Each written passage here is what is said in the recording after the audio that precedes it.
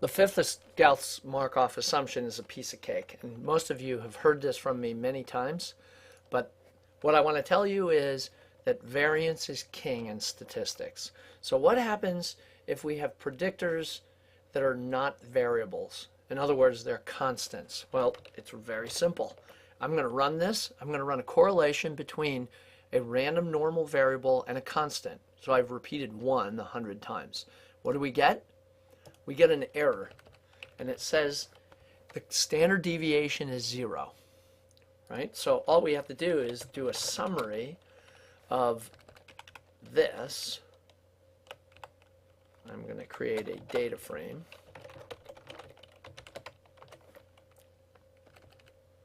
I'm not sure why I can't do that.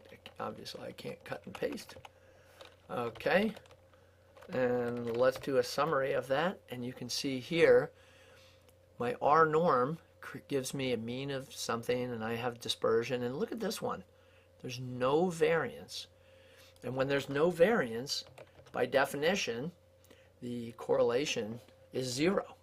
So in order for us to have a multiple regression model where we have B's and A's and along with residuals, is we have to be able to predict something from a variable. So we've already said that our dependent variable must be continuous. Well, it's the same thing here, is our predictors need to be not just, remember we talked about in one of the previous assumptions that the predictors need to be representative of the population of predictors in the full range so that we don't violate blue.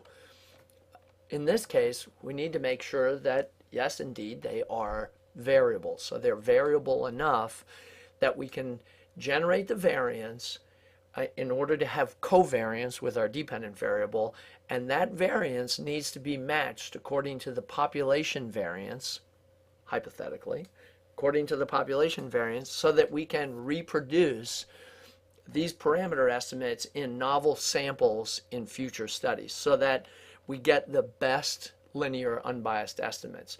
If we have constants, then that's a sampling of just one value from the total population, and it's a violation of our previous assumption. So this Gauss-Markov assumption is really easy. Constants are bad. Always look for constants, and you'll see that when we have constants in the model, we won't get any regression. So we're going to have lots of problems because it'll just say that there's no variance in our predictor. Okay, that's easily dispatched. We'll move on to the next one with no measurement error in predictors, and that's going to take us out of R and into a Java applet, so stay tuned.